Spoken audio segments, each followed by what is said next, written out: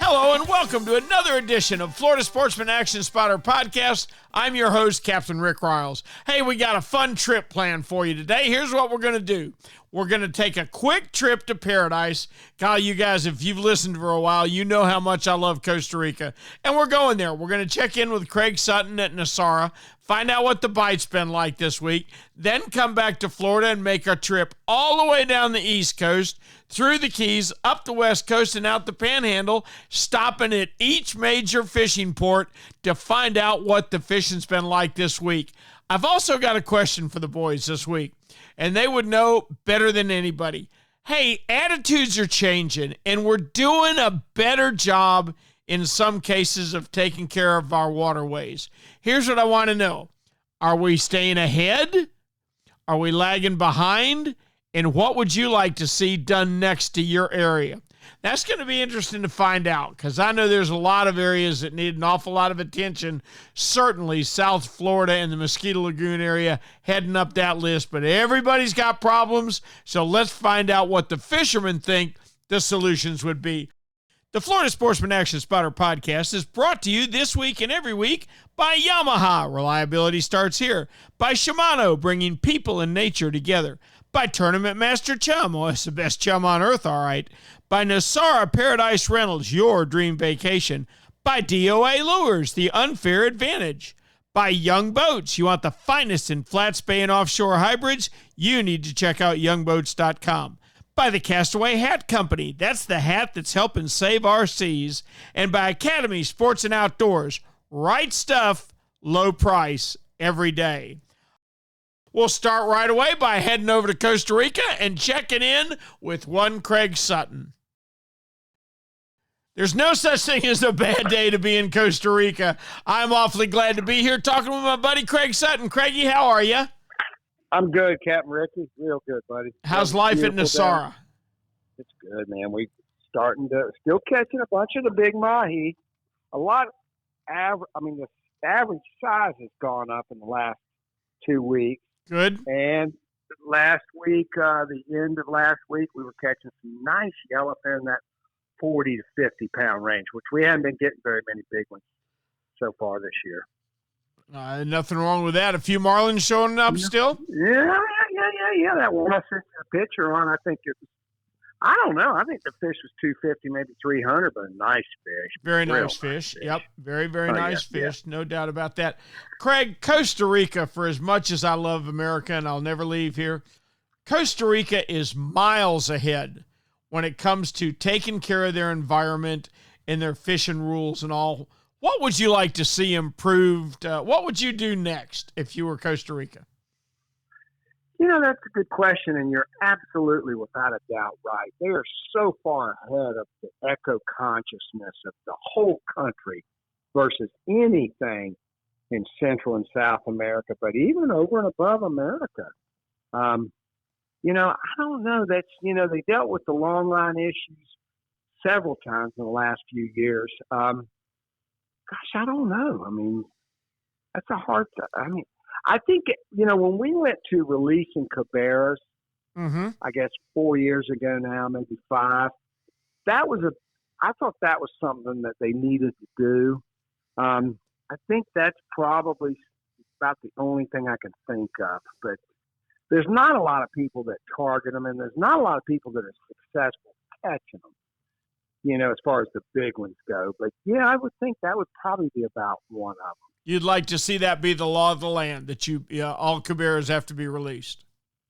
Yeah, it's going to be enforcement's an issue, I'm sure, but something like that. I mean, when we took this position of that, we had a lot of positive feedback, including from some of our competitors in Central America, and they all agreed with us that they're slow growing fish. And we had a lot of clients that wanted to target them, and we were pretty successful getting them, and we still are, getting the real big ones. But they, I just think it's better to release them. They're super good eating, but, they're a slow growing fish.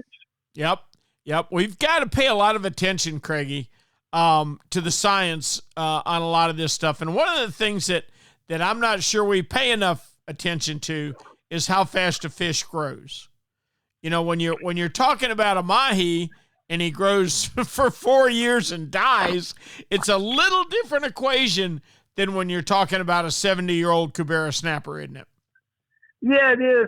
But you know, a lot of that stuff, Ricky, you know, I remember reading 20 years ago here about the growth of king mackerel, and they were saying that a 40-pound fish was 25 years old, and of course they found out they were totally way off on that. Yeah, they've dispelled that theory.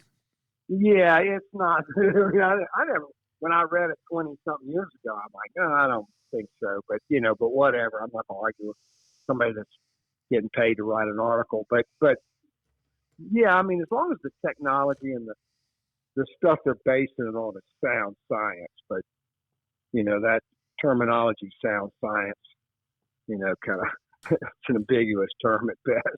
Taking a little trip from COVID. Yeah, taking a little trip from reality the last few years, hasn't it? Yeah, exactly. Cap, I think your idea is an excellent one. I would love to see it become the law of the land in Costa Rica, too. And, heck, I'd love to catch one of those giant cuberos one day. I've never caught one. Cap, please tell me we can check with you next week. I'll look forward to it, Ricky. Me too, Craigie. Good going on your week, and we'll talk to you next week.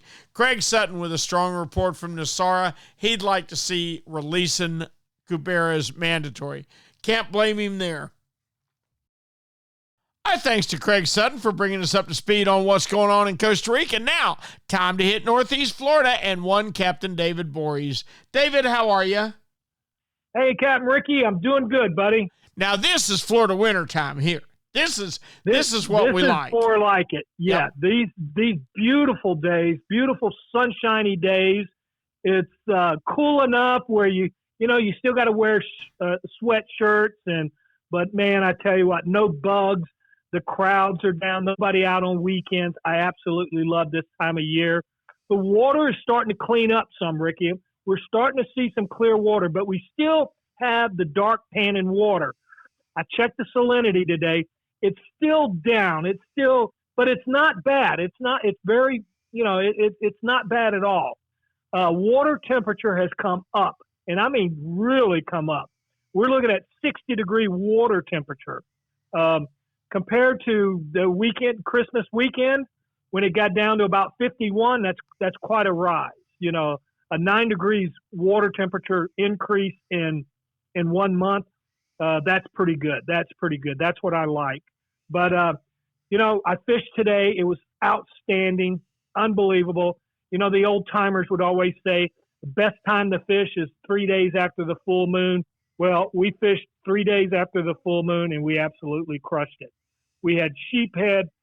We had flounder. I mean, some really nice flounder. We had trout, and we had redfish. And you couldn't ask for a better day. The sheephead bite has been really strong. It's been good. The guys who are on them, they know where to go. They know how to get them.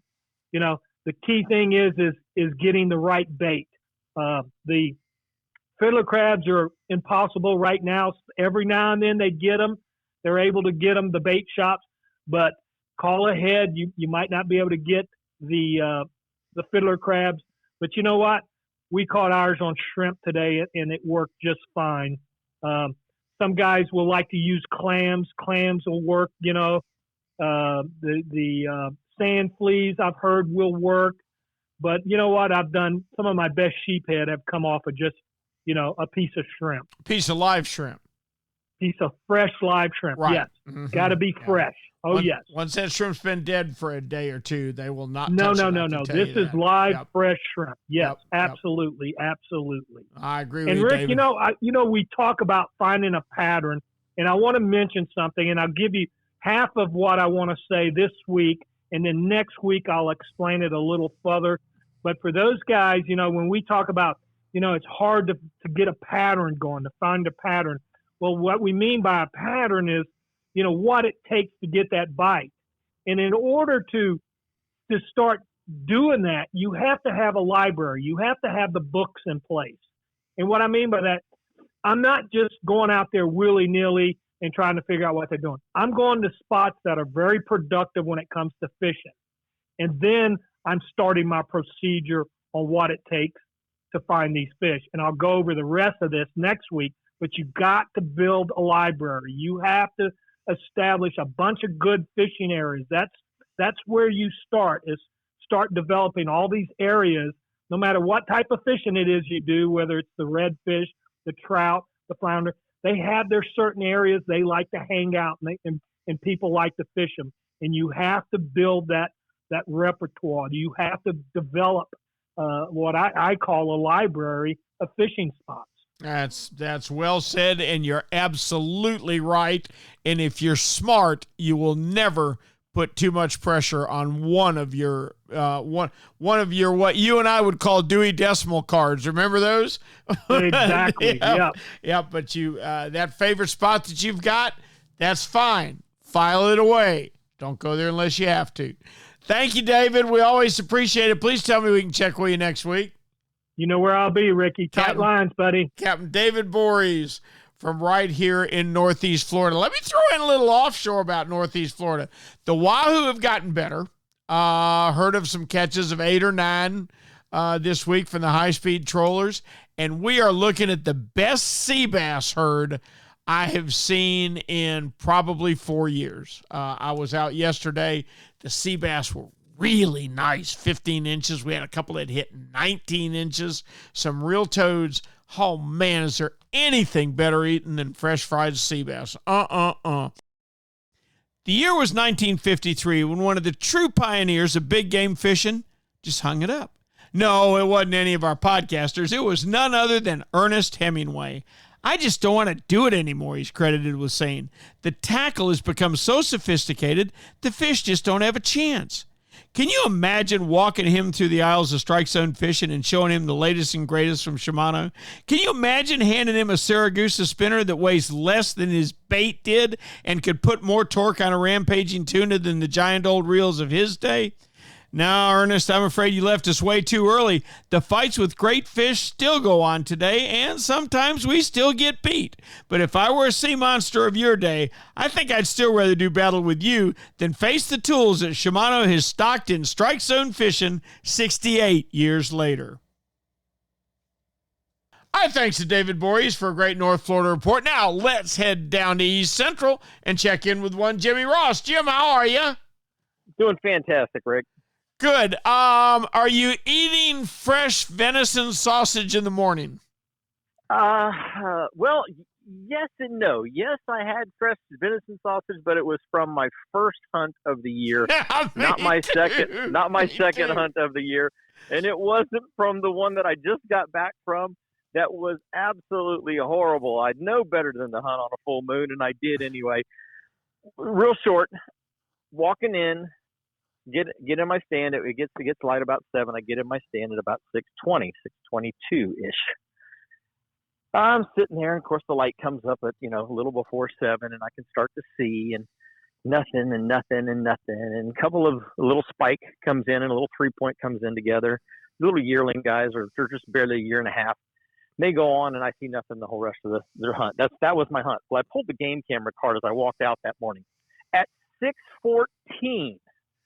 Bullwinkle is standing right in front of the camera with his antlers waving at the camera, his thumb on his nose, giving me the at 6:14, because at 6:22 I walked into the stand and he was long gone. I'm leaving now. Just wanted to say goodbye. Yeah, just let you know, you almost got to see me. Yep. But I tell you, Rick, it's no matter what, whether we go fishing and we get skunked, we go to the woods and we get skunked. It's just part of the experience. It's fun to be out there, and that's a lot of what really matters to me. I've caught thousands of fish just like you. We've caught thousands and thousands and thousands of fish. If we don't ever catch another fish in our life, we've probably been we were way over our allotment. But just being out there is a lot of fun. But Jimmy, I want one more. Okay, I only need to catch one more. Yeah, there's always one more catch to be made. I know what you mean. That's for sure. How's your fishing been down there this week? It was pretty good at the beginning of the week. After the temperature started to moderate, as we rolled into that full moon, it did slow down considerably, both inshore and offshore. Yeah, it's not unusual. I have seen it work that way pretty consistently for all my life. But Jimmy, you still got to go, because there are days that it makes no sense. And I've told you, and I've told our listeners many times, the only 5 marlin day I've ever had was the day of the supermoon in 2010. Wow. Yeah. So the moon's wrong. The wind's blowing from the wrong direction. The tide's wrong. And the marlin are starving. Wrong, yep. But the marlin are eating everything that's not nailed down. Yep. That's about right. Hey, I got a question for you. Mm-hmm. All right. We're all experiencing more people moving to Florida every day. The line at Dairy Queen is twice as long as it used to be. It's traffic's worse. But we're doing some things, like last week we interviewed Lisa Fitzgerald about the 150,000 or so redfish that they've released in Mosquito Lagoon. Jim, are we getting back to where we're gonna move ahead of this growth in Florida?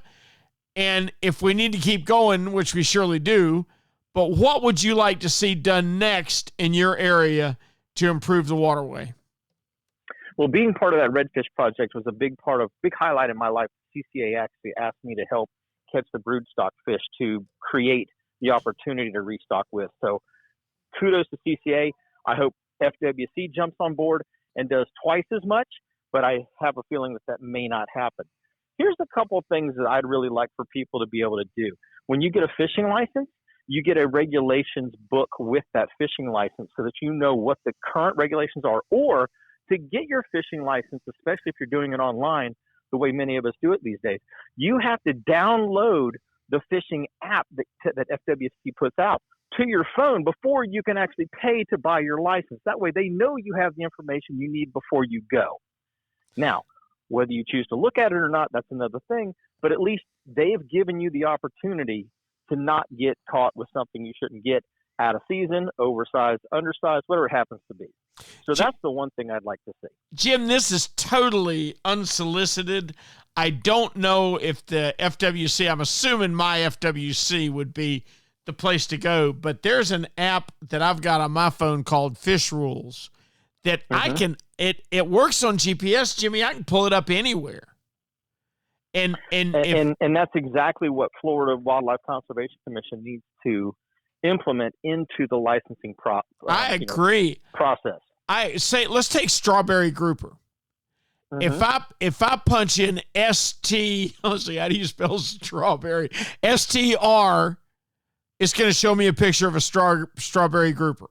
And that will identify the fish that I'm looking at.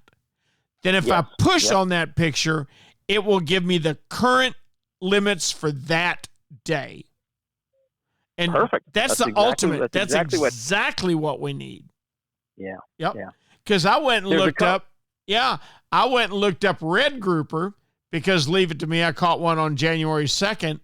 And I thought, now that's a shallow water grouper. Is he closed? And sure enough, he's closed. Got to go back. And down he went. But down he went. No, I think it's I think your idea is very solid. I think fishermen need to have the regulations. And, oh, by the way, this crap with toothless enforcement needs to be over. If you've got the regulations, that's the second half of it. Right. If you've got the regulations and you get popped with a red snapper in your boat, for the next year you won't be fishing. Yep. Well, and here's the second thing I'd like to see, Rick. A lot of people move here from places that they've never seen a lawn before. They've never experienced grass. So now they've moved to Florida, and their little yard is, their little mini utopia.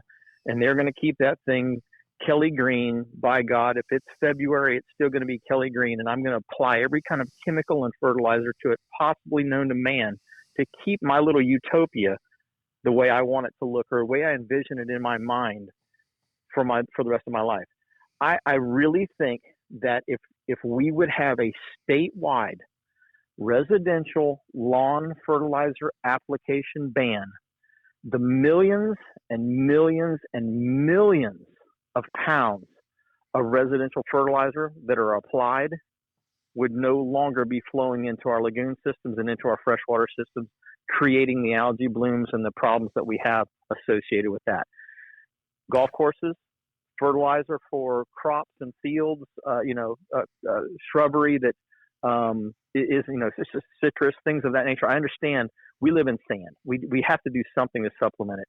But residential lawn fertilizers, just those, I don't know how many, it could be hundreds of millions of pounds of fertilizer and nitrogen that wouldn't be flowing into our waterways. The amount of progress that could be made by simply a simple stroke of the pen, no residential lawn fertilizer, period, at all, ever again. Gosh, would that go a long way to making these waters 10 times better than they currently are. If you're going to do that, Jimmy, you better include the weed killers. You better include Roundup in that group too. That would be my, if I had a top 3 wish list, that would be my top 3. That would be number 3 on it. But the fertilizers alone are what creates the algae blooms, and those algae blooms have been so detrimental to our coastal waters. And we've seen just we've gone from the Garden of Eden to the backside of the moon here in the Mosquito Lagoon when it comes to seagrass. Well said. Well said. Thank you, Jimmy. We appreciate it so much. Please tell me we can check with you next week. I look forward to it. Thank you, Captain Jim Ross. Let's head on down a little bit further south and check into Stuart, Florida with Captain John Earhart. John, how are you?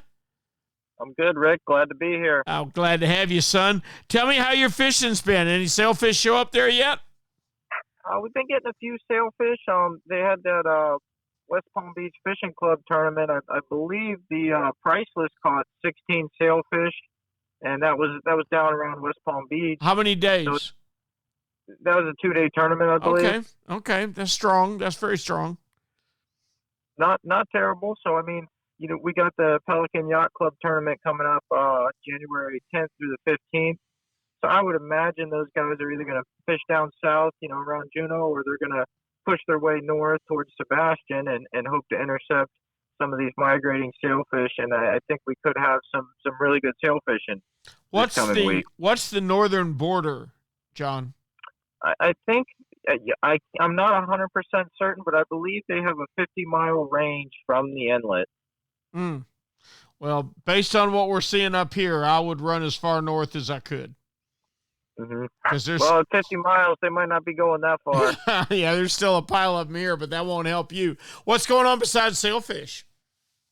Still getting a lot of blackfin tuna, 90 to maybe as deep as 250 right now. A lot of snappers on the bottom, a few mahis mixed in, and I'm seeing a few additional wahoo this week, which is nice. So, I mean, if you're trolling a little bit deeper water, you might want to pull a smoker choker or a planer with a ballyhoo on a wire with the jet head. That's been working pretty well for them. And you might get a wahoo in between those top water pelagic bites. Gotcha. Hey, let me ask you a question. Man, I tell you what, I think we get a lot of new people here in Northeast Florida. You guys are really booming, and we're starting to do some things better for the environment. Are we keeping up in your area, or John, what do we need to do next year to improve the waterway area in Stuart? Is it all about Okeechobee going south? No, there's a variety of things we could do. Being an avid traveling fisherman and hunter, I always feel like Florida's always been a little bit behind the ball. Yep. They're just always 2 steps behind. I think that perhaps, with all these new people moving to Florida, if you're going to purchase a fishing license and you really have no clue about the fishery, you should be required to take an education course to know what fish are what. So when you go out fishing, you're not just keeping illegal fish unknowingly. And I think that would really help the environment, because we wouldn't be taking illegal fish that we didn't even know were illegal. I got to tell you, John, and I've mentioned this before, but I've got an app on my phone that I don't even have to have service. It works on GPS. I'm not sure I understand how that happens, but I can look at a picture of a strawberry grouper. I can type in under search like STR and a picture of one will come up, and you can push on that picture and it shows you instantly what the rules are up to that day. It's called fishrules.com, and And I don't know if it's a state thing or if it's a private entity or what it is, but I can tell you it has helped me. I wasn't sure. We caught a red grouper on January 2nd, and I thought, now, wait a minute. Is that in the shallow water grouper complex? Is it closed? And sure enough, I looked up instantly and saw that it was closed, and we sent that one back down. But you're right. We have to be able to educate these people from the day they get their license. Yeah, I think that would help tremendously, and that Fish Rules app is a great way to start. But, if you have no clue what the fish is, that app won't help you 100% unless you're able to take a picture of it and it can identify the fish. And I believe you need service to do that. Mm-hmm. Yeah, you do. And I believe you need service to go to my FWC. But my FWC has got real good pictures, and you'll be able to identify your fish in a heartbeat there. Yeah, no, it definitely would be a good start, and it would help. It would help some of the people that are uneducated to become educated when they're participating in our sport. Yep, I think you're right. Now, what's going on inshore down there this time of year? We got some pretty solid pompano action right now. I've been catching a lot of them on the flats around the inlet. Tons of bluefish and Spanish mackerel down along the beaches. So, I mean, if you want to go catching, there's plenty of bluefish and Spanish mackerel just south of the St. Lucie Inlet. Find the group of boats, and you're going to find a large body of fish. Mm-hmm. Outstanding. That's awfully good for wintertime fishing for you guys down there.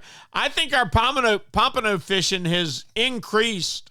I think their numbers are better than they were 5 or 6 years ago. You agree?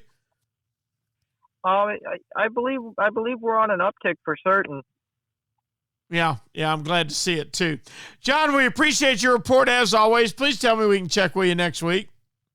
Yes, sir. I'll check in with you next week, and hopefully it'll be more pompano and even more sailfish. Okay, you got it, Captain John Earhart. I'll bet you don't even remember the days that all us cool kids would rub baby oil mixed with iodine to help us get even darker in the summertime.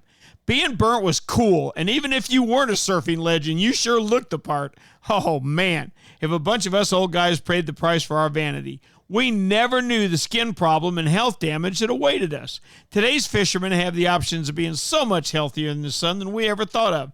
Thanks in no small part to the Castaway Hat Company, who not only provides our podcasters with Castaway straw hats, but they make the coolest prints on the underside of the brims you ever saw. You may think your bimini top or T-top blocks the sun, but as an awful lot of us OGs can tell you, you can't have enough protection from sun damage. Do what we do. Put on the sunblock and put on your Castaway straw hat. You'll look the part of today's best anglers, and you'll even be helping the environment. That's because for each Castaway hat sold, the Castaway Company is going to pay to have 1 pound of trash removed from our waterways. The burning Florida sun won't be raced in your skin, and believe me, when you age a few years, you'll thank us old guys with a lifetime on the water. So go to CastawayHatCo.com and get your best sun protection today. The Castaway Hat Company. They've got a hat for every adventure. Our thanks to John Earhart for all the fishing reports from Stuart, Florida. They need another cold front to push those sailfish down a little bit further, I think, for them. But now, let's head to the mayor of the Miami charter boat fleet, one Captain Ray Rocher. Ray, how we doing? Good. How are you, Rick? Doing excellent, buddy. Doing excellent. You about wrapped up hunting now? Oh, yeah. Yeah, we're officially done. The deer are safe. Okay. For another year. I wasn't too dangerous this year. They're laughing at me. Tomorrow, Ray, for breakfast, I will eat the most expensive cheddar jalapeno sausage in the history of the world. Okay? Oh, yeah. You could go to the Ritz-Carlton in Beijing and eat cheaper cheddar jalapeno sausage than what I'll eat tomorrow morning. I can promise you. So, Ray, back to fishing, what we're supposed to be talking about. Tell me how your fishing's been. Well, this week was really outstanding. A week ago, 10 days ago, you could hardly catch a sail. I mean, one here, one there. A good day would be 2. And 3 days ago, they just showed up in mass. And one of our boats was 10 for 11 How about on a short day back at the dock by 1:30. And that was Captain Jason, and the mate was Matt Lamas, and just outstanding fishing. And then the day before was actually very good. Several boats catching, 5 to 8 fish, and they showed up, and then it's quick. Here was the really interesting thing. That day, 3 days ago, it was over by about 1 o'clock. Yesterday, it was over by about 11:30, and it was just a morning bite. And here many times the late afternoon's your best sail fishing, and it's just the opposite of that. I wish I had a solid explanation, but that's what it was. A lot of groupers this week. We released 9 groupers in the last 2 days. All would have been legal size had they been open, but they were all closed.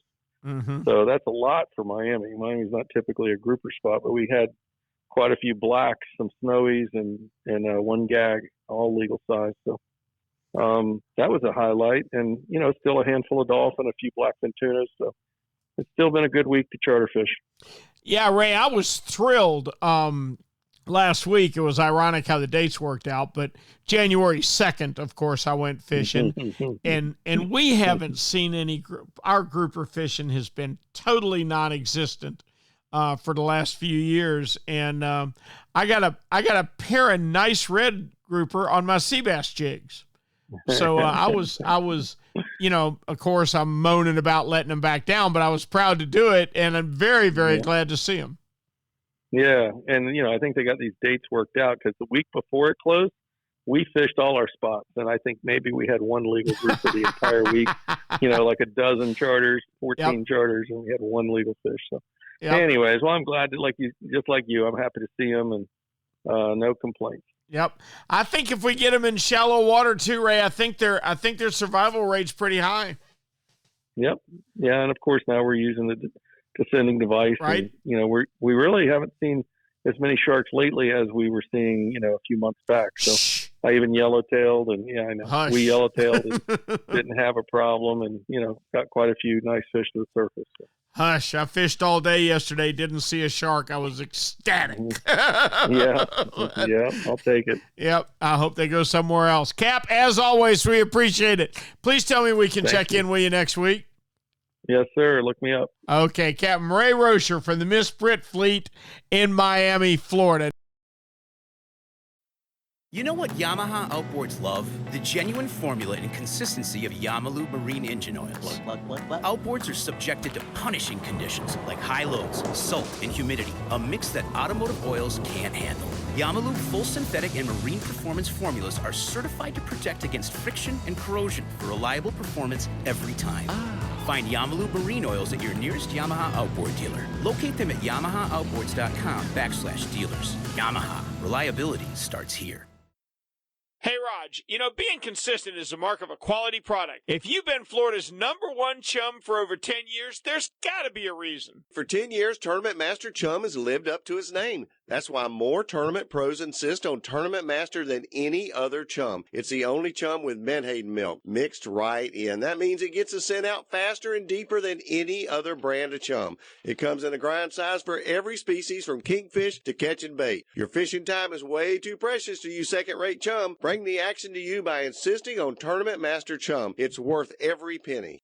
When you're ready for the finest in custom-made flat spay or inshore-offshore hybrids, you are ready to meet the Young family in Inglis, Florida. For over 21 years, the Young family has built custom boats one at a time for every type of fishing. Nothing can sneak up on a flat quite like the Gulf Shore flats boats, and I've never fished a better hybrid than the Young 24s and 27s. Rob Young is a naval architect who takes tremendous pride in each and every build for each and every customer that wants their boat custom built exactly the way they want it. Is it time for you to move up? Are you ready to own the finest boat built? Then you need to visit the Young Boat facility in Inglis, Florida, or check them out online at youngboats.com.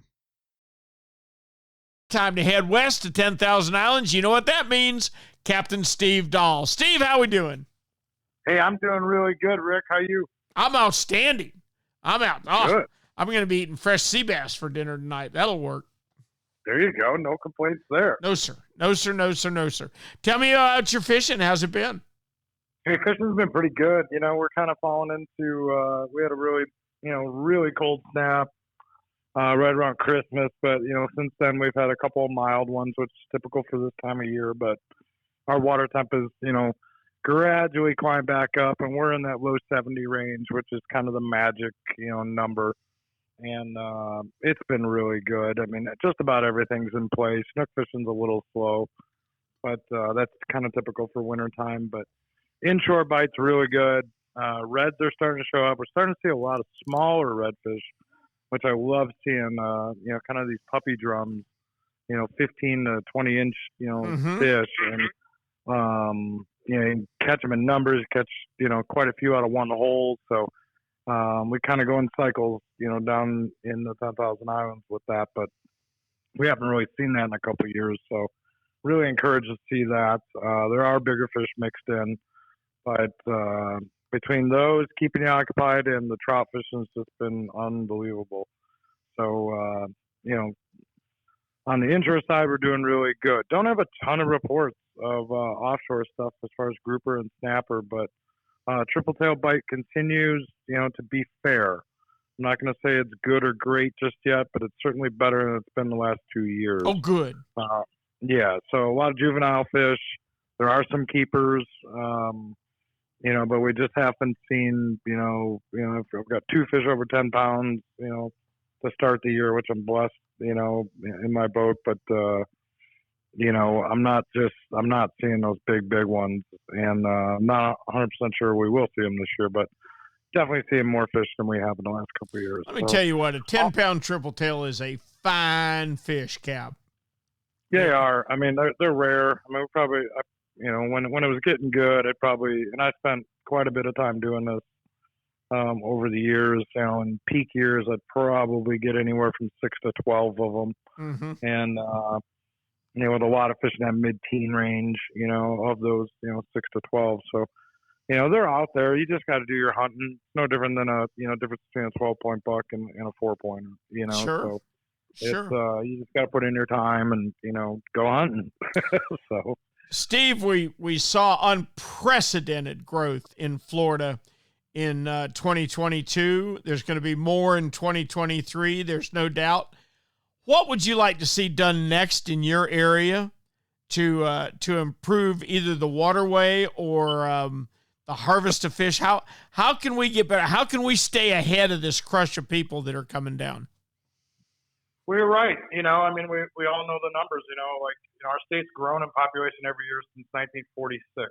Let that sit in, that's 76 years, and, the 2-year stretch after COVID, 2020 to 22, we've had almost 1 million people move here. So, I can't cite people for wanting to live in Florida. However, nope. We've always been the most popular state to fish. They say 1 out of 4 fishing trips in America are conducted in the state of Florida. I didn't know that. Yeah, and that's amazing. And we have some amazing states in this country that offer fishing opportunities. But we're blessed. We have everything a fisherman needs. We have the freshwater game, incredible bass fishing. We have an inshore game all around the states, which varies from area to area, and we have obviously the offshore game. So it's super appealing. But I can't spite anybody for wanting to come here and partake in all of that.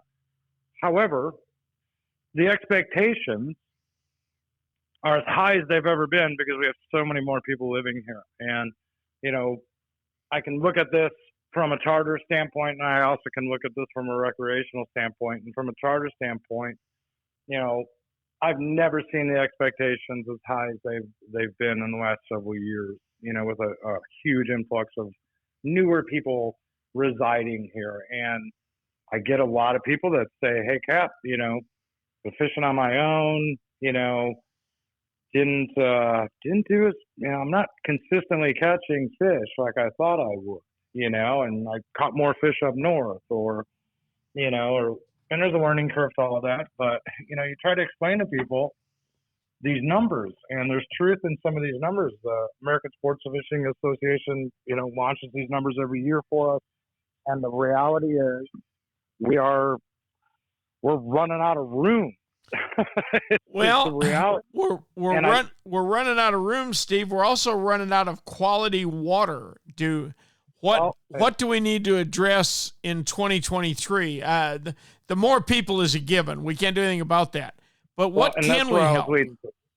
Well, water quality is it. I mean, it really is. And protecting, I'm not one for rules and regulations. I don't want to be, over-regulated as an American, much less an outdoorsman here in this great state we have. But the reality is there has to be some, we have to control our waterways a lot better. And they are neglected. I am the first one to raise my hand and say we need to do better.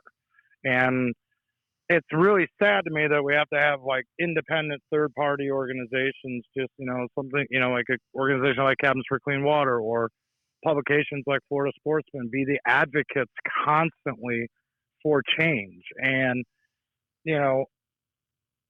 people are moving here in part, largely in part, to fish here.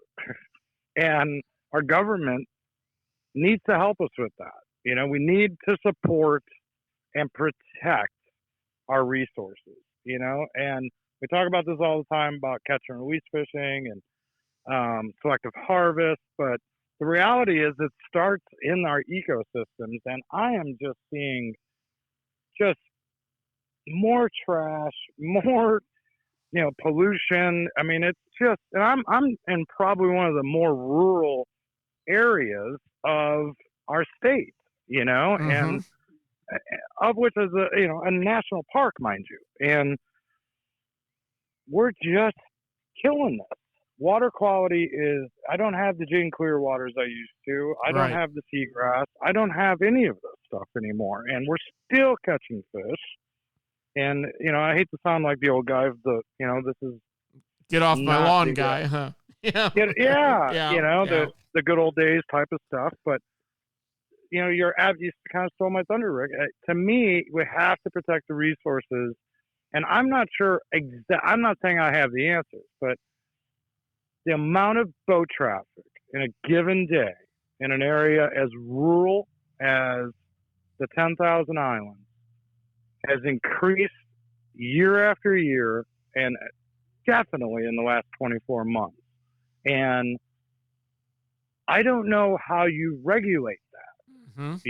I really don't, because we are doing damage. You put that many boats in, these beautiful waters. I don't know if certain areas of my region would do well with a no motor zone. It certainly worked for flamingo. I don't know if that's an answer. Again, I hate shutting down areas for that stuff, but maybe there are dedicated areas where you're just allowed on the trolling motor, maybe that's a possibility. I don't know. But I also think we got to really watch our limits on our fish. Absolutely. And I don't know if we get enough support for that. I really don't. And I'd like, in recent years, they've run workshops and try to give us a voice, both the recreation angler and the commercial guys. But the reality is, I think, we saw some great things with some moratoriums on some of our bigger inshore fish. And, I spoke earlier about these puppy drum coming in, and I'm starting to, every time they seem to shut something down for a while, boy, a couple years later, it sure does really well. So, yeah, you got a good point. You got a good point. What's to say, there's not an alternating system of, the top 6 game fish in a certain region where that just rotates year to year. Okay, we're going to shut it down for this year, but it's going to be open for the next 5, and then we're going to shut it down again. I don't know what the math is or even if the science works on that, but what I've seen when they've done it, it certainly works. Those fish stocks rebound really well. For my way of thinking, I would prefer tighter limits and not closures. I mean, I think going from Kobe, a 1 per person, 6 per boat, going to 1 per person, 2 per boat is wonderful. And I don't care if they go 1 per person, 1 per boat. Okay. We're doing it with grouper now. Now the proposed regulation for grouper is going to be 1 per person, 2 per boat. I think we can stand stuff like that. but we've just got to keep it in the forefront of our mind. Every day we wake up, another 1,000 people have moved to Florida. So we got to stay ahead of it. Steve, as always, we appreciate the heck out of it. Please tell me we can check with you next week. Oh, I can't wait. Thanks, buddy. Our thanks to Steve Dahl for a great report from 10,000 Islands. Let's move on up into Southwest Florida and check in with the purveyor of Snook Stamp Charters, one Greg Stamper. Greg, how we doing? We're doing good, Rick. Overall, everything's moving along. Good. I am so glad to hear that. Well, on the road to recovery is how I'm listing you after the effects of just one of the worst hurricanes we've seen ever. Tell me about your fishing this week. So overall, this week was a little bit slow for the big things we wanted to catch. Snook and reds were kind of non-existent, a few here and there. But, the usual suspects when it's cold and the water's mucked up did work out. There's plenty of trout. There's definitely sheepshead. Nothing really big in the back bays yet. That'll probably happen here soon. The water's very muddy, so that makes a hampering on everything we're doing.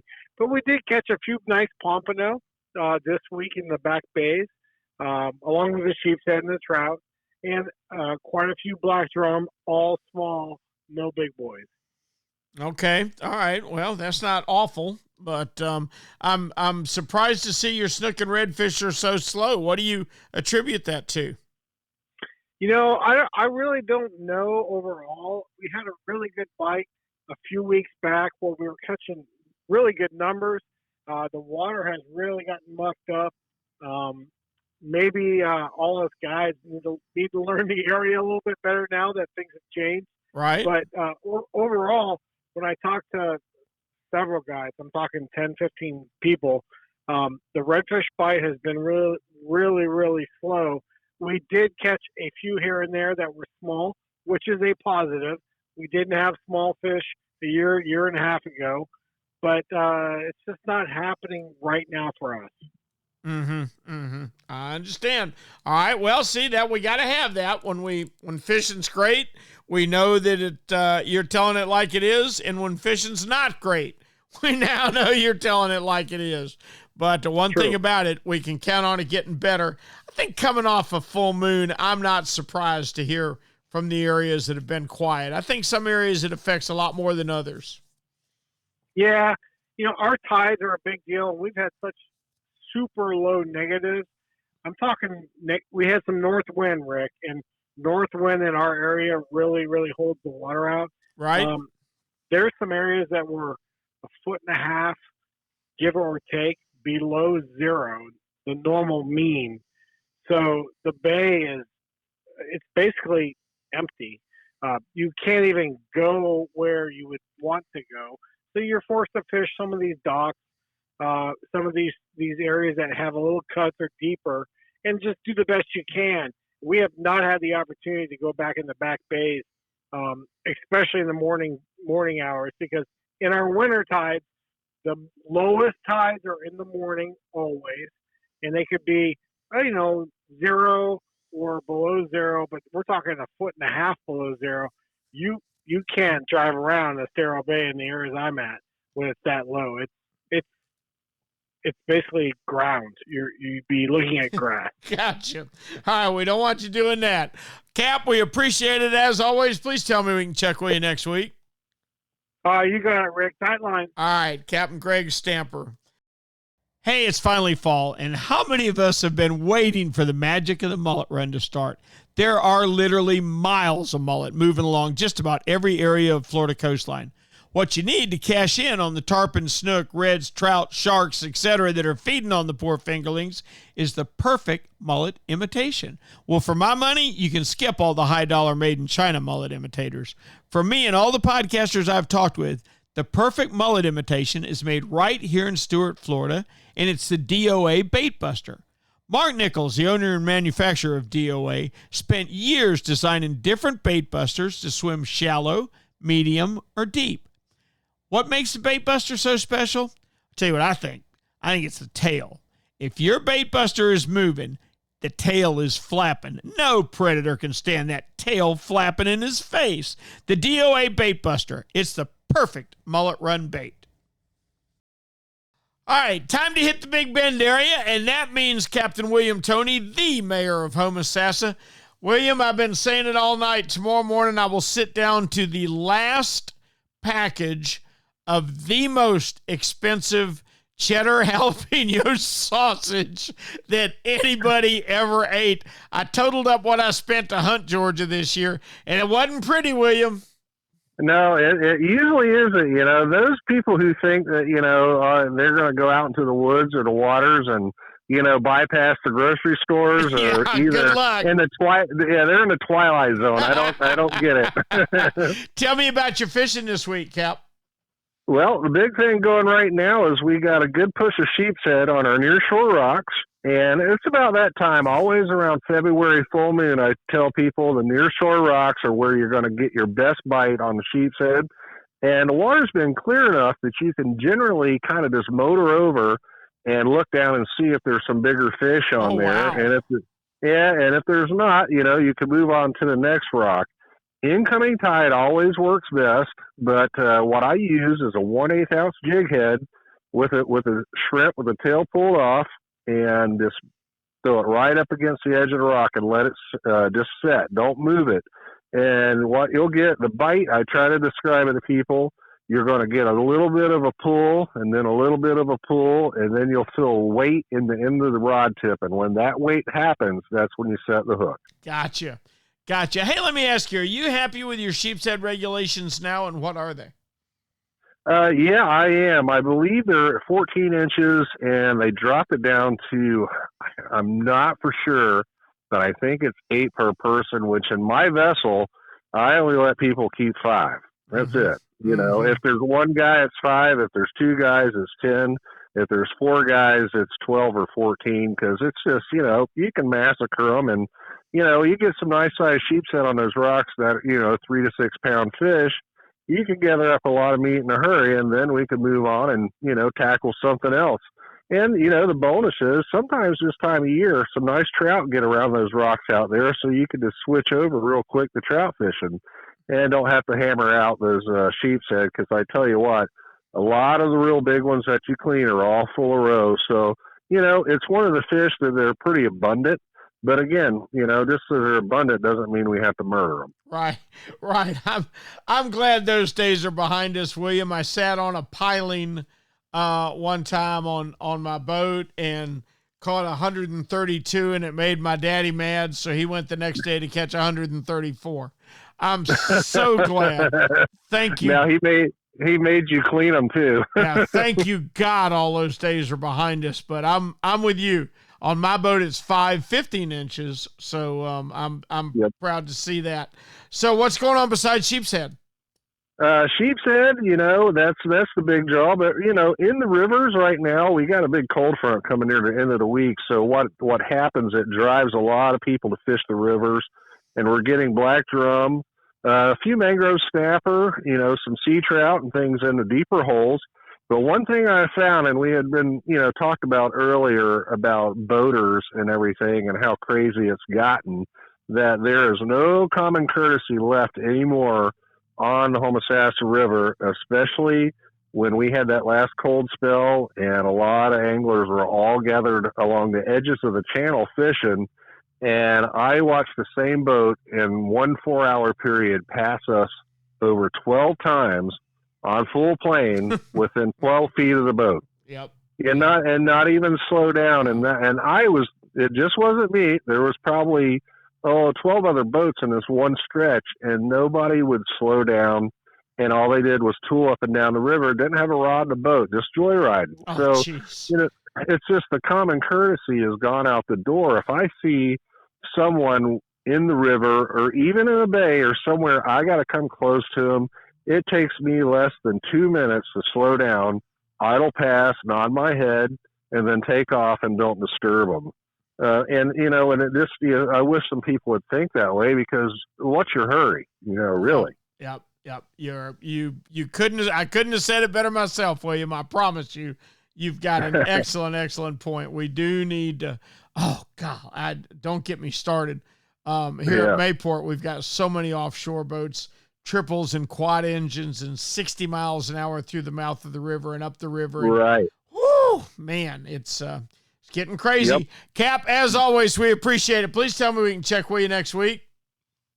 Right here in downtown Homosassa. You got it, Cap. William Toney, one of my favorite people on the planet.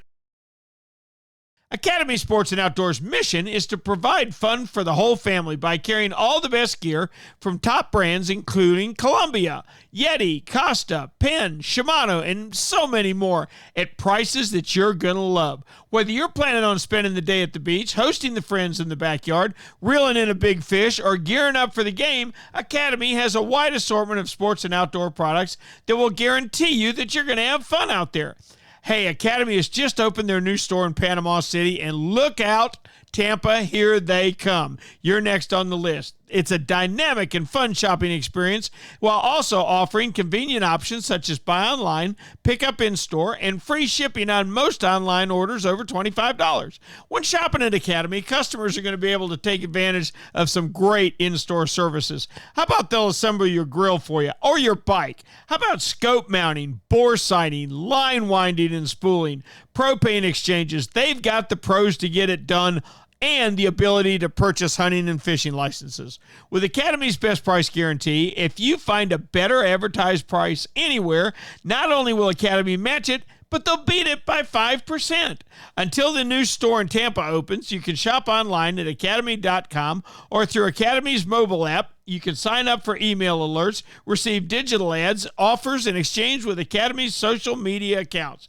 Academy Sports and Outdoors. Right stuff, low price, every day. Our thanks to William Toney for a great report. Now let's swing on up into Northwest Florida and check in with one Kevin Lanier, who I understand is ready for the Bulldog game tonight. Is that right? Captain Rick, I've been a Georgia fan since I was 5 years old, so I am ready tonight. I understand. Tell me how the fishing's been. Fishing's been pretty good. We had a lot of shutdowns after the end of the year, so the offshore stuff has not been, too popular right now. But there's still a lot of redfish around here. We had some guys get out, fish close to shore, and wound up catching everything that you can imagine that swims, and even pulled inside the intercoastal and wound up getting a largemouth bass too. What? So it was quite the day. What? They're not supposed to be in the intercoastal. Well, around this area, we get in the wintertime, we get a lot of fresh water that comes out of Lake Wimnico, which is not far from Mexico Beach, and we have a tendency to get some more freshwater species in there than you think. How about that? That's pretty cool. That's pretty cool. Well, for sure. Nothing wrong with that. Anything going on offshore that you've heard of? Not really. Guys are getting out for beeliners and porgies and things like that. Nothing to speak of. With the cold weather we've had recently, grouper ended with a bang. We had a lot of guys catching some inshore grouper in 40 to 60 feet of water, kind of like they do down with Captain William Toney there. And but as after the end of the year, it kind of dies off for a little while. Everybody kind of takes a break. You want to be jealous real quick? Then I got a question for you. Sure. I pulled up to the dock yesterday with 21 because I had 3 people on board. 21 15 to 19 inch sea bass. Oh my goodness. Yeah. That's some toads, isn't it? Absolutely. Oh, absolutely. You can never complain about that at all. Oh, I had some for lunch today. That is so good. Hey, let me ask you a question. Okay. We got, 1,000, 1,600, something like that, people moving to Florida every day. Right.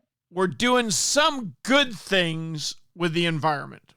We're cleaning up some waterways. We're slowing some development of our waterways, doing some things. Kevin, are we keeping up? What would you like to see done in your area next year or this year? What I would really like to see is we have what we call the Gulf County Canal that runs from the Intercoastal Waterway over into St. Joe Bay, and it dumps a lot of fresh water into that bay. that doesn't need to be there. There again, we go messing with the environment, we go messing with Mother Nature, and we mess it up. I know it's a shortcut for the barges and things like that run up the coast or along the coast, but I think we made a mistake there, and it's something that we need to fix. Because you can't let Mother Nature take care of something that we as humankind has created. Right.